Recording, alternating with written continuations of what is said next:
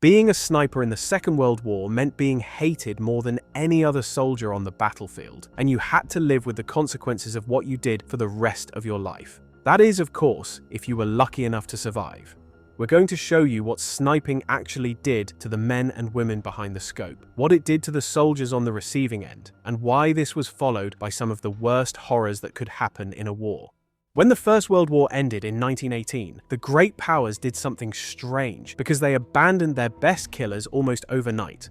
Britain's sniper capability stood at its peak by the time of the armistice, with specialized rifles, carefully calibrated telescopes, and trained marksmen who had spent years perfecting their craft. But within months, all of it was dismantled, the conversion rifles taken apart, the telescopes sold off for civilian hunters, and the knowledge built through 4 years of experience simply allowed to fade away. This wasn't entirely surprising if you understood British military culture at the time, because the High Command had resisted sniping from the very beginning and viewed it as ungentlemanly warfare. There was something about a hidden shooter deliberately selecting individual targets that didn't sit well with officers raised on cavalry charges and bayonet assaults. So when the war ended, they were happy to let the whole thing disappear.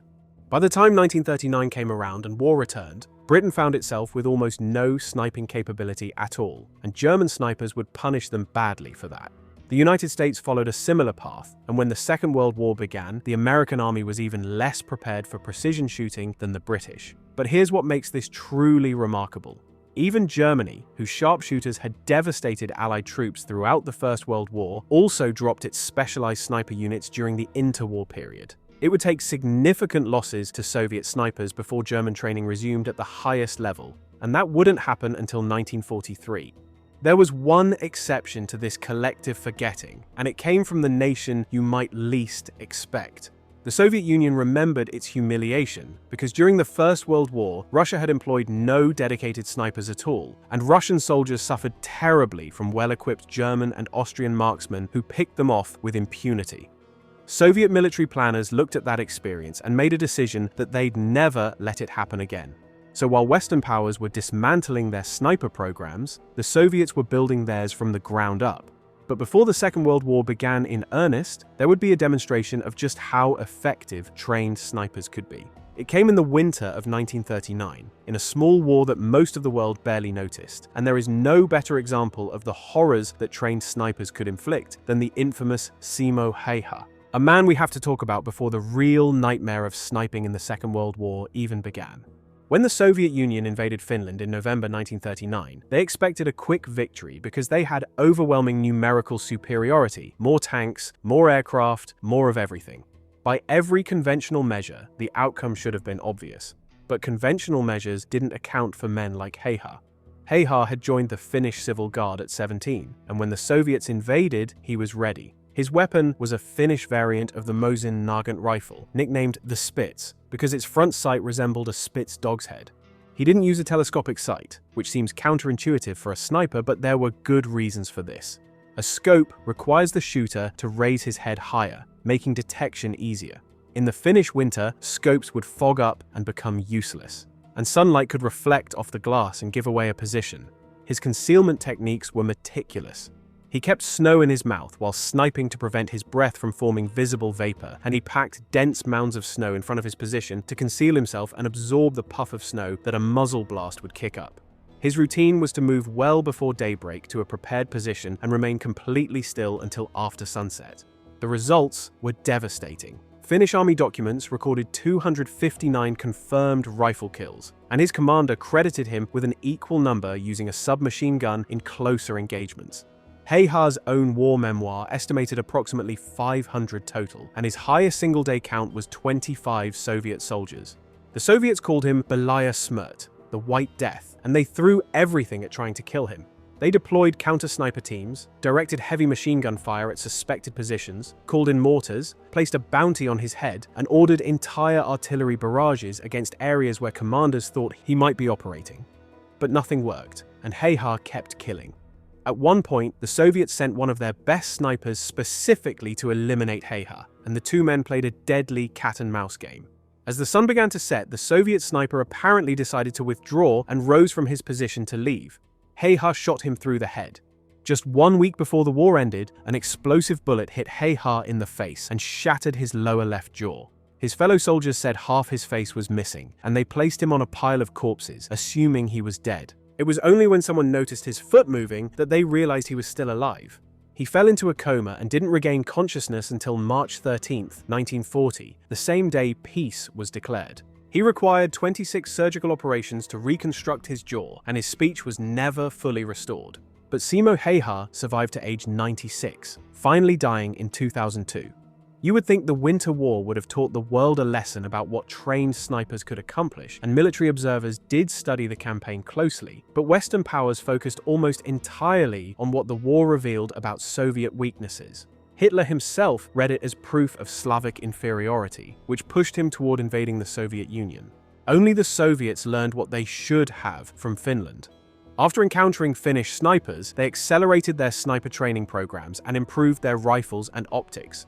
Germany had retained sniping between the wars, but there was little enthusiasm for it, and the rapid campaigns in Poland and France moved too quickly for snipers to matter.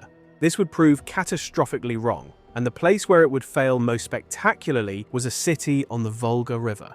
The horrors of the Winter War had been merely a preview of what was coming. When Germany invaded the Soviet Union in June 1941, everything Western observers had predicted seemed to come true at first. The Red Army collapsed, entire armies were encircled, and it looked like the quick victory Hitler had promised. But then came Stalingrad and everything changed. The Luftwaffe dropped thousands of tons of explosives on the city, and by the time they finished, most buildings had been reduced to rubble. German commanders thought they were softening up the target, but what they actually did was create perfect terrain for the defenders. The bombing transformed Stalingrad into a nightmare landscape of shattered walls, collapsed floors, and endless hiding places. And every ruined building became a potential sniper's nest. It became building-to-building, room-to-room fighting, and German soldiers called it Rattenkrieg, Rat War. In this war, the rats with rifles held all the advantages. Lieutenant General Vasily Zaitsev took command of the Soviet defense, and his doctrine was built around two ideas. First, hugging the enemy, ordering troops to engage at 50 to 100 meters so German artillery couldn't strike without hitting their own men. Second, active defense through snipers, because in Zaitsev's view, they were essential to harass the Germans constantly, prevent them from ever feeling safe, and slowly bleed their forces through steady attrition. What Soviet snipers did at Stalingrad goes beyond what most people imagine. You see, the killing was only part of it, because the real goal was making the Germans afraid to do anything at all. Soviet snipers specifically targeted soldiers bringing food and water to forward positions, so any movement during daylight invited a bullet. But that was just the beginning, because after wounding a soldier, snipers would wait patiently, watching as the wounded man screamed for help. And when medics or comrades attempted rescue, the sniper would shoot them too. Do you leave your wounded friend to die slowly, or do you risk more men trying to save him knowing the sniper is watching? The target priority system was designed for maximum damage. Artillery spotters were the most prized kills because eliminating them blinded German indirect fire. Officers came next, identifiable by their behavior. Then, non-commissioned officers, because armies struggled to replace experienced NCOS during wartime. After that, machine gun crews, enemy snipers, anyone carrying food or water, and communications personnel. There is one documented tactic from Stalingrad we have to mention, even though it's deeply disturbing. We'll be careful how we describe it because this video would certainly be restricted otherwise, but you need to understand how dark this fighting became. German soldiers discovered that using Stalingrad's orphaned children to perform dangerous tasks kept them alive longer, and for the promise of bread, starving Russian boys would fill water bottles from the Volga, a task that would get a German soldier killed by a watching sniper. Soviet commanders learned about this, and they ordered their snipers to shoot these children to end the practice. We won't say more, but let it sink in and understand what kind of war this had become. German soldiers grew afraid to lift their heads during daylight, and the fear wasn't like artillery where death felt random. This meant knowing that somewhere out there, invisible, a man was looking through a scope and deciding whether you specifically would live or die. You might wonder why snipers were hated so intensely that capture almost always meant death. Well, artillery might kill you, but it felt like bad luck. A sniper's shot always felt personal, because it was. Someone had looked at you through a scope, decided you were worth a bullet, and pulled the trigger. You couldn't fight back against someone you couldn't find. And here's what makes the Soviet snipers' accomplishments remarkable. They did all this with equipment that would be considered primitive today. The standard Soviet rifle was the Mosin Nagant, with a scope offering just 3.5 times magnification, and German optics during Stalingrad were actually worse at only 1.5 times. There were no rangefinders or ballistic calculators, so everything depended on raw skill and experience. The most famous Soviet sniper to come out of Stalingrad was Vasily Zaitsev, who arrived as an ordinary rifleman, but in his first 10 days killed 40 Germans. That earned him a scoped rifle, and he went on to kill 225 enemy soldiers, including 11 enemy snipers. But Zaitsev wasn't alone, because Sergeant Fedor Pekov achieved 344 confirmed kills, and Sergeant Mikhail Markovichenko reached 210. Stalingrad produced dozens of highly effective snipers because the conditions were perfect for their work. Because of this hatred, snipers were almost never taken prisoner in the normal way, and if captured, they faced things we can't describe here. Everyone knew this, and snipers took great care to hide their rifles because being caught with a scoped weapon was a death sentence. And yet snipers suffered too, in ways unique to their role. The cold at Stalingrad was brutal, and snipers had to remain motionless for hours while waiting for the right shot. You couldn't move to relieve yourself without risking detection, and you couldn't shift position to get the blood flowing again. You simply had to endure. Then, there was the psychological weight of killing through a scope. When you kill from a distance without a scope, you often don't see the face, but with a scope you do. You might observe your target for hours, watching him eat, talk to friends, write a letter. You humanize him, and then you kill him anyway. Most snipers from the Second World War never talked about these experiences. Perhaps the most distinctive aspect of Soviet sniper warfare was something the Germans were completely unprepared for, and that was women. Around 2,000 Soviet female snipers served from 1941 to 1945, and these weren't support personnel pressed into emergency roles. They were trained marksmen deployed specifically to kill. The casualty rates tell you everything about what these women faced. Of those, only about 500 survived, which means roughly 75 to 80% were killed.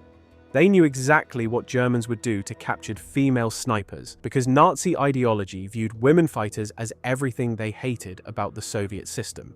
Germans used the term Flintenweiber, roughly rifle whores, to delegitimize them, and Field Marshal von Bock issued instructions that captured Soviet female soldiers should be killed immediately. That's why they were issued 2 grenades, one for the Germans and one for themselves as a last resort. They knew what capture meant. Lyudmila Pavlichenko, called the Russian bitch from hell by the Germans, achieved 309 confirmed kills, including 36 enemy snipers. She was wounded 4 times and eventually evacuated by submarine. But the war followed her home, and she suffered from what we'd now recognize as severe post-traumatic stress for years afterward. Rosa Shanina, the unseen terror of East Prussia, achieved between 59 and 75 confirmed kills. Her story began when at 14 she walked 120 miles alone to reach a train station to enroll in college, and when her brother was killed, she volunteered for sniper training. She was mortally wounded while shielding a wounded officer with her own body at 20 years old. Her mother's response, "Maybe it is for the best that Rosa has died." How could she have lived after the war? She shot so many people. Klavdia Kalugina entered sniper school at 17 and achieved 257 confirmed kills. When she returned home at 21, her hair had turned completely white. And then there was Tatiana Baramzina, a former kindergarten teacher with 36 kills before volunteering for a mission behind enemy lines. When the position was overrun, she defended wounded soldiers, killing 20 Germans before running out of ammunition. She was captured wounded, and they wanted information about troop numbers, but she refused to speak. What they did to her after that is something we cannot describe. When her body was recovered, identification was only possible through personal effects. We will leave it at that. The Eastern Front showed what snipers could do when conditions favored them, but the war wasn't over. In the Pacific, American soldiers were about to discover a completely different kind of sniper nightmare. The Pacific Theater was a different world entirely. Instead of frozen rubble, American soldiers found themselves fighting in dense jungle and volcanic rock, but the terror of the hidden shooter was exactly the same. If anything, the jungle made it worse, because at least in Stalingrad, you could see the buildings where snipers might be hiding. In the Pacific, they could be anywhere. Japanese snipers developed after fighting German-trained Chinese marksmen in Manchuria. And by 1941, each infantry platoon typically included one sniper selected for marksmanship, the ability to survive on little more than water and rice, and the psychological capacity to remain hidden for extended periods. They tied themselves to trees so that if they were shot and wounded, they wouldn't fall and reveal their position. These positions were also meant to be occupied for days, and small chairs were sometimes rigged among the branches.